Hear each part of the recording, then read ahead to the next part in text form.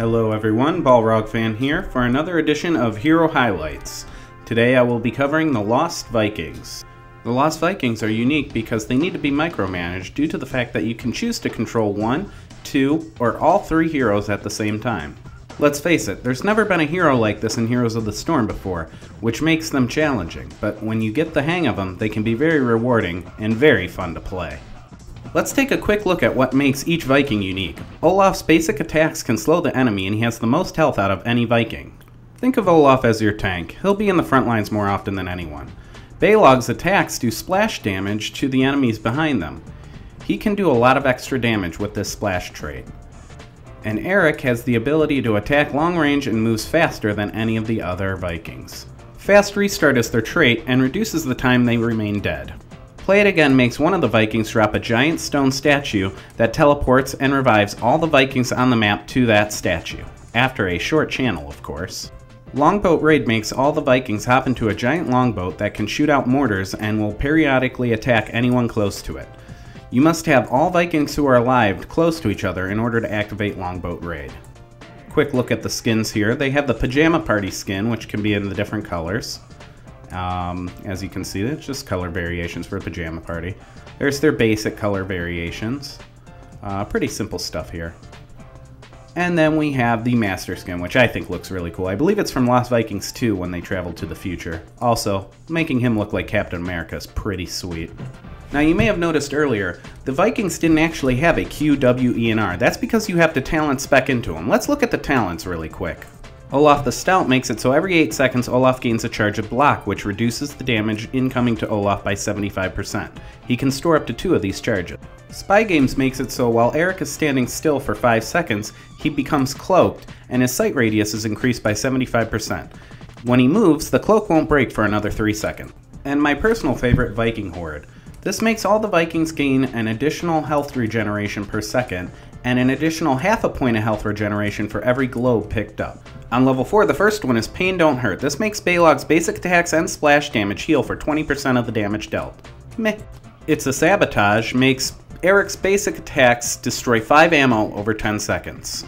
Hard-Headed Redhead makes Eric gain a basic melee attack that knocks the enemy away. That effect has a 6-second cooldown. Spin to Win is typically my choice. I like having the Q it gives you, because you're allowed to spin all the Vikings and do damage to anybody nearby them. That damage really starts to pile up late game. Let's go ahead and take a look at level 7. The first talent you can take is Balog the Fierce. This makes it so Balog's basic attack speed is increased by 8% every time he attacks, which can stack up to 5 times. This effect will start to decay after not attacking for 3 seconds. Eric the Swift makes it so as long as Eric's moving, he gains a heal that scales with level. Mercenary Lord is the same as it always is. When you're next to your mercenaries that you capture, they gain an increase of damage by 50%. Jump is my favorite ability. You get a W that makes it so you jump up in the air and you're invulnerable to all damage. This is great for avoiding skill shots, and I highly recommend practicing the use of jump. The choice and ults here are both good ones. Longboat Raid does a lot of damage and can be used effectively in almost any team fight. And Play Again is kind of more of a utility ult that you can use to revive or teleport all your Vikings to one area for an objective grab. Both are very useful, and it's up to the player's preference as to which one they will take. On level 13, your first choice is Hunka Burnin' Olaf. This kind of works like Burning Rage, and it does a pretty good amount of damage. It's not a bad choice. Speedrun makes it so any Viking under 50% life gains a 20% increase to their movement speed. It's a pretty good talent, and it's great for moving around the map. Impatience is a Virtue is my pick here. It's a great ability because it reduces the cooldown of all your abilities by a quarter of a second anytime you do a basic attack. The Lost Vikings can have abilities, but they spend a lot of time doing basic attacks, and reducing the cooldown on your ult is always a good thing. On level 16, your first talent is Large and in Charge. This makes it so Olaf's basic attack that would slow now stuns the enemy for a second. Now the Vikings do not have a mount, instead they have a Z ability called Go Go Go, which increases their movement speed. 64 Kilobyte Marathon buffs that ability by giving it an additional 40% movement speed that decays over time. This also makes them unstoppable, which is a unique trait that makes it so they can run through any movement impairing effects. Norse Force is typically my choice here though, because it gives the Vikings a shield that lasts for 7 seconds. 7 seconds is a long time. The shield's strength is dependent on how many Vikings are alive. The more Vikings you got, the stronger your shield. At level 20, you can buff Longboat Raid with Ragnarok and Roll.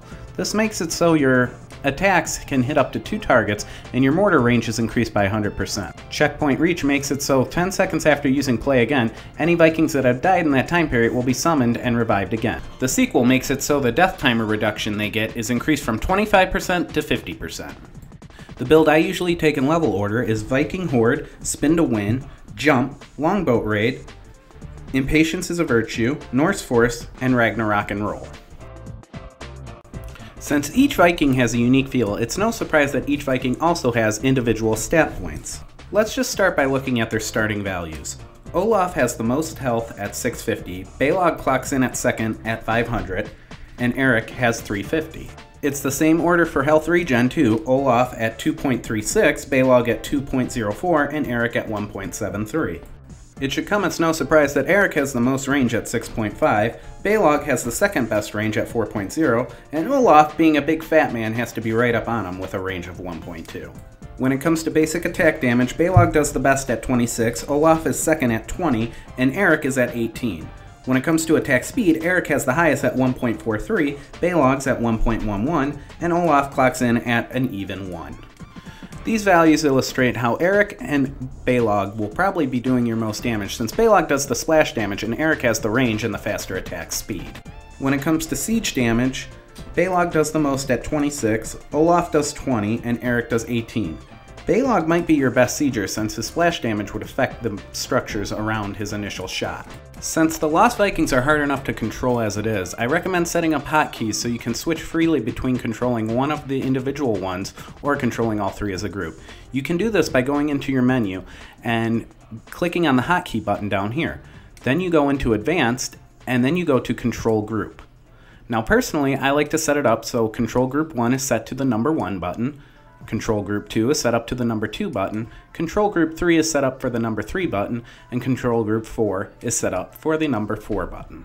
This makes it so when you hit 1, you'll control Olaf, when you hit 2, you'll control Balog, and when you hit 3, you will control Eric. When you hit 4, you will be in control of all 4 Vikings. This makes it very easy to switch around between the Vikings without having to go down into the menu and click on the various buttons to control individual or all of the Vikings at once. One of the strongest things about the Vikings is their ability to soak experience while still contesting objectives. Right here in the Sky Temple, you'll see all 3 of them fighting on this objective in the center temple. I decide to split one of them off to go down and peel experience. I do this by hotkeying to Eric and sending him down into the minimap in a safe place in the bush, right over there. That way he can still gain experience and my 2 Vikings up here can still attack. I hold down the left click button to select just the 2 of them so I'm in control of 2 at once while Eric is down there soaking experience. There are many situations that can play out with the ability to control all 3 Vikings, so be aware of the map. You need to be able to move around the map and help your team contest objectives while still getting experience. They still soak 100% experience when only one of them is around, so it's very important to take advantage of that and abuse it. The Vikings are very good at doing siege damage too, but their main strength lies in their ability to soak experience. Using the Lost Vikings is a very challenging task since it requires a lot of micromanaging and a lot of map experience. They are not an easy hero to play, and if you struggle using them, don't feel discouraged, just keep practicing. Remember, the advantage that the Lost Vikings have is that they are 3 different entities that need to be controlled as such. While it is good to keep them grouped up, if you don't take advantage of splitting one off to soak experience and remaining aware of what's going on the map so you know where to move 1, 2, or possibly all 3 in separate directions, then you're not really getting the most out of the Vikings. If you want to play the Vikings but you don't want to use the high skill cap that goes along with playing the Vikings very efficiently, you can always keep all 3 of them grouped together at all times. They're still an efficient hero, you're just not getting the most out of them. You're going to have to practice your micro if you want to get the most out of these 3 amigos. That's going to do it for Hero Highlights. This is Balrogfan, and be sure to stay tuned to BlizzPro TV for more videos in the future. Thank you for watching.